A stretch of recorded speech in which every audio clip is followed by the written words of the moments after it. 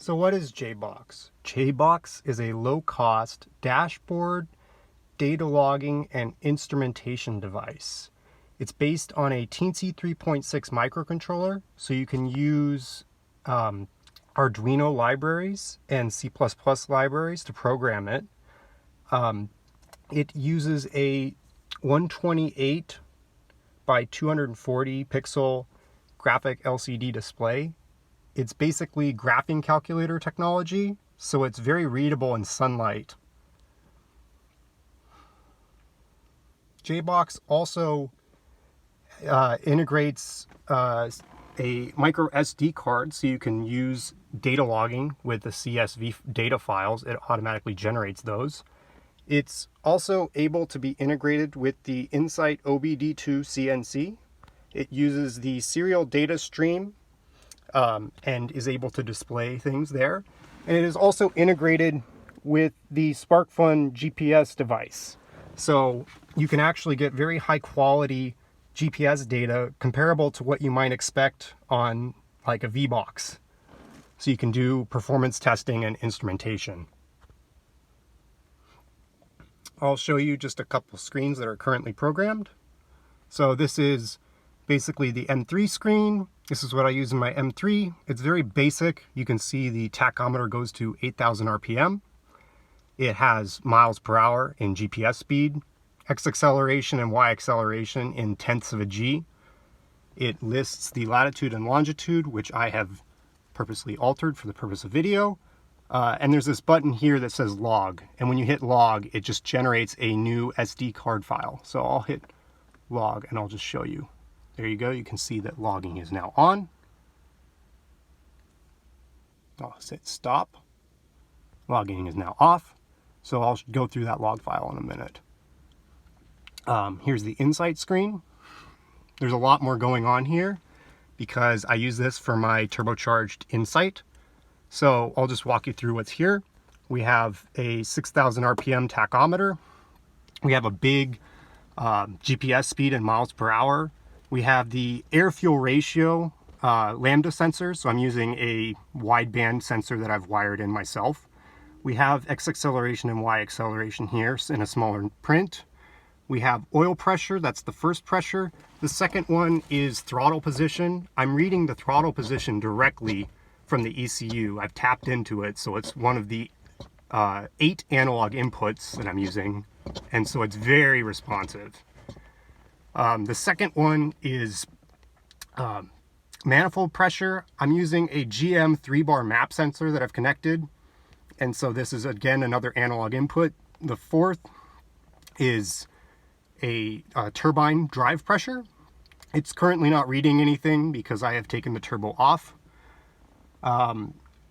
Briefly, this is hybrid system parameters. So we have the drive current. Whoops, I'll go back.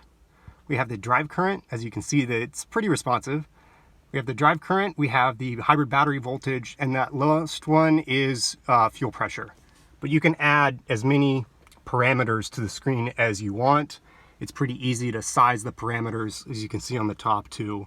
I have like date and time, so you can go pretty small on the sizing.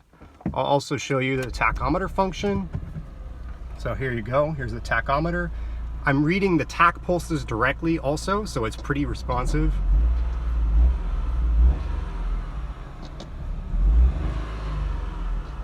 So I'm not waiting. And then here is the OBD2 CNC. There's a lot of development that you can do with Jbox. Here, I'll show you. So this is the bare PCB. As you notice, nearly half of Jbox is a protoboard area. So you can create your own circuits and integrate that into Jbox. There's also this very large analog, or what is it, an amp MQS style connector. I don't know if I can do this one-handed. There we go. That pops out. And I have one here. So these are really nice. You can actually use, let me see if I can show you.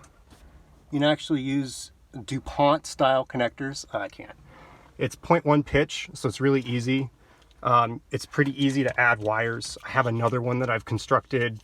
This one goes to a standard OBD port. This is what I use in my M3. You can see that you can make it really nice and professional here. Then I have this other jack, which is like a telephone jack. I call this jack bus. It's I2C, which is actually surprisingly, it's reliable. I found it to work just fine. Over a pretty long distance. I think this cable is like 2 meters to the back here. And the reason why it works is because it's just a twisted pair and it's shielded. So I just cut up an old Ethernet cable. So I like this setup because it's really low cost, because there's a variety of I2C devices that you can run, like thermocouple amplifiers, just to name a couple, accelerometers, all kinds of things. And you can daisy chain them, and then because it's just a telephone jack, you can go to your hardware store and buy a bunch of splitters. And I've yet to test that, but I think it'll work just fine. So that's pretty neat. Development wise, what you can do with Jbox, what things are good, what things aren't. Plug this in.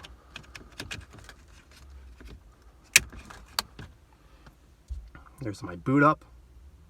Kind of fun. So you can add, I would like to see other people add screens. I think some of the things that could be improved currently are like filtering too. Some of these numbers are kind of jittery. I haven't gotten around to filtering the inputs and whatnot, but I think I'll make a separate video, because this one's getting kind of long, detailing the development of Jbox.